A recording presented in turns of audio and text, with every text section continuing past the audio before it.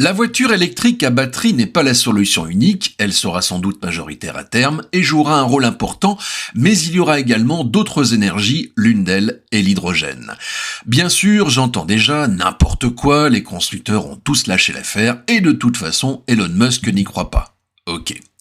Le fait est que les dirigeants de plusieurs constructeurs y pensent, et pas qu'en se rasant. Au-delà de Toyota et de Hyundai, Honda fait son retour sur le marché, BMW va avoir une offre, et les deux Français Renault et Stellantis font des utilitaires à hydrogène. Je pourrais aussi ajouter que certains Chinois vont lancer une offre.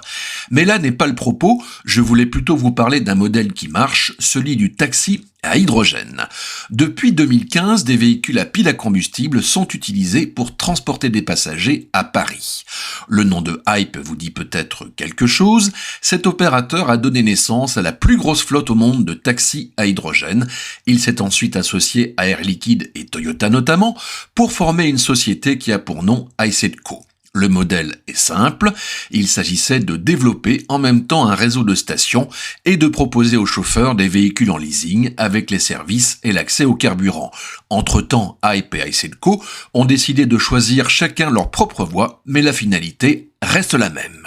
Actuellement, on compte plusieurs centaines de taxis dans Paris, essentiellement des Toyota Mirai, des Hyundai et quelques utilitaires de Stellantis.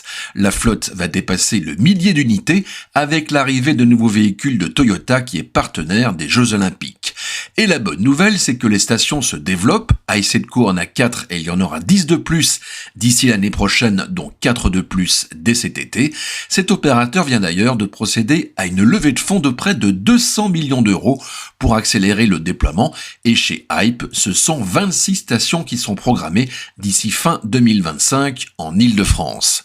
Autre point commun de ces opérateurs, la volonté d'ouvrir leurs stations à d'autres clients et ils vont aussi étendre leur modèle économique. Ainsi, Hype va dupliquer son modèle parisien à 15 villes en France et en Europe et iCetco entend aussi faire la même chose. Bref, les taxis et les stations se déploient à travers une utilisation intensive et avec plusieurs tonnes par jour d'hydrogène à la clé.